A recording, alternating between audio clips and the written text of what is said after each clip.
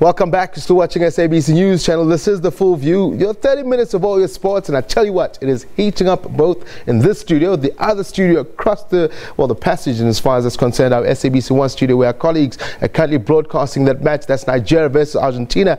It is the big one, as I said, the one that Africa and the Nigerian Super Eagles has been looking forward to. Nigeria and that Lionel Messi have, well, they've broken our hearts, half-time anyway. Let's cross in and check in with our senior correspondent, Nick Harper. He's in New York, the neighborhood of Harlem. Nick, thank you very much for joining us. We spoke to you earlier, building up to this game. Oh, that heartbreak. Lots of heartbreak in that first half. Yeah, delivered by the right foot of Lionel Messi. That goal 14 minutes into the first half. Definitely not what this lot wanted.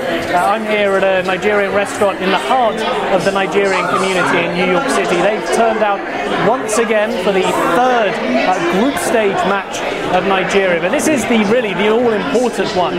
Facing Argentina, they need to win. They could potentially get through on a draw, depending on what happens between Croatia and Iceland, but essentially if they lose, they're out of the competition. They certainly don't want that to happen. This is the 6th time that the two sides have met, that Argentina and Nigeria have met in a World Cup competition. Nigeria yet to beat their opponents, and so far at the halftime whistle they are 1-0 down. Certainly not the result that they wanted so far, but still another 45 minutes of play. A lot could happen. The Super Eagles hoping to ride high, and they certainly came into this match with lots of enthusiasm, lots of momentum after that 2-0 defeat against Iceland last week. Well, these guys behind me, the die-hard fans gathered in this community today, they have had something of a roller coaster ride during that first half. And there was certainly some very sad faces 14 minutes in with that goal from Messi. I'm going to bring in a couple of guests who've been joining me here during the course of the first half. They've been enjoying it. In fact, they're enjoying it so much that they're currently having their picture taken with their flag and the World Cup trophy as well. That's the World Cup trophy that Nigeria is hoping to loft at the end of the competition to become the first African side to ever win. At the moment, there's never been an African nation that's ever reached the semi-final, and Nigeria is hoping to not just survive in today's match, but to progress as well. Well, I'm joined here by two of the fans who've come along to watch today's game. I'm joined here by Tafi and Jabolu Ayodele. If you want to come up, guys, and join me here, I'll ask you a couple of questions about the first half. And what a first half it's been. As you can see, lots of flags, lots of outfits. If I could bring you both up here, Tafi and Jabolu, thank you so much for joining me both. No problem. Standing next to you, I feel thoroughly underdressed. You guys came prepared. I love the fact we did. Both in matching outfits. Have you been wearing these for every game? Yes. Yes, we have, pretty much. He has the away jersey as well, so he wore the away jersey the day that they wore those. Yep. First round, yeah, and I wear this for this match. Yeah. But we're hoping to send good vibes, man, but the first half, not looking too good, but have faith for them to come through the second half. Well, let's talk about that first half. I wish we didn't have to, but let's dissect it a little bit. Obviously, we're not at the result you want at half-time. How do you think Nigeria did, though, in the first half? To be honest with you, I think we got lucky in a couple opportunities. However, with the Messi goal, other than literally committing a foul that was going to give him a penalty, there was little but so much the defender could do to stop him. I mean, that was a world-class goal. Yeah. So, we had our chances as well. I think the team just needs to settle down. I think that, the nerves are going to get out. Yeah. Halftime, the coach will talk to them. They're a little bit more settled, and we'll come the second half, all guns blazing. Just look, they're only 1-0 down. Yeah. A lot can change in 45 minutes. 45 minutes. Yeah. To use the old adage, it is a game of two halves. That's right. Second half, what are you hoping for? I'm hoping that we'll score twice so we can win, because I think if we draw, there's a chance that we might not advance. So we really do need to win.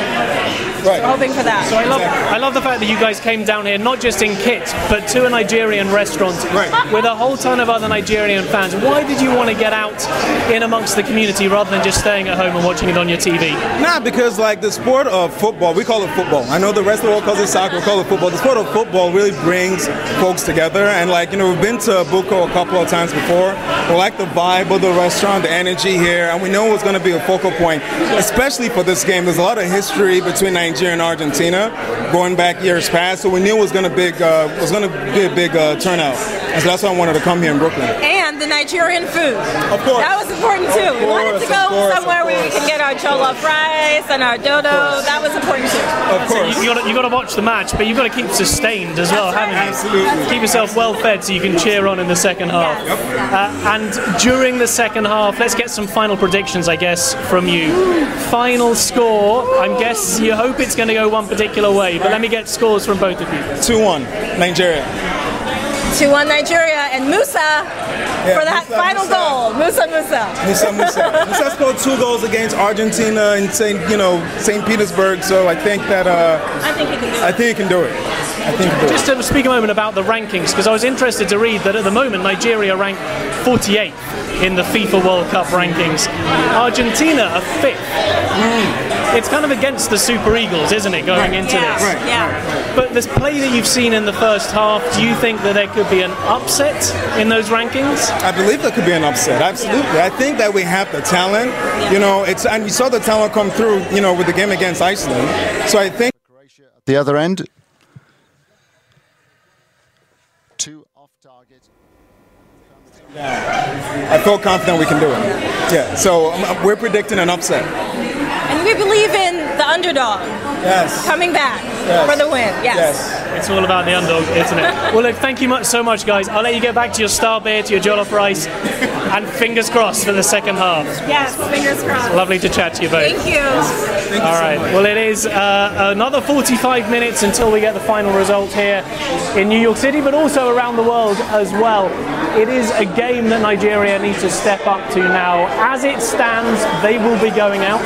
Argentina and Croatia will be progressing. So they not just need to draw, but to guarantee that they'll be able to get through to the next round. They need to be able to score not just 1 goal, but 2 goals and make sure that Argentina score no more. But despite those World Cup rankings, bear in mind that Nigeria has the best track record at the World Cup when it comes to African nations. So I think perhaps this is a moment where we're seeing not just support from Nigerian communities worldwide, but African communities worldwide. Certainly here in New York, the large African diaspora very much getting behind the Nigerian side, hoping that the next 45 minutes will go well and we'll see a great result for Nigeria and for the African continent in about 45 minutes from now. Indeed, Nick. In fact, Nick, before I let you go, just 30 seconds, if you can answer me this one. Senegal are also up against Colombia soon. What are the, expatriates thinking about that one, Nick?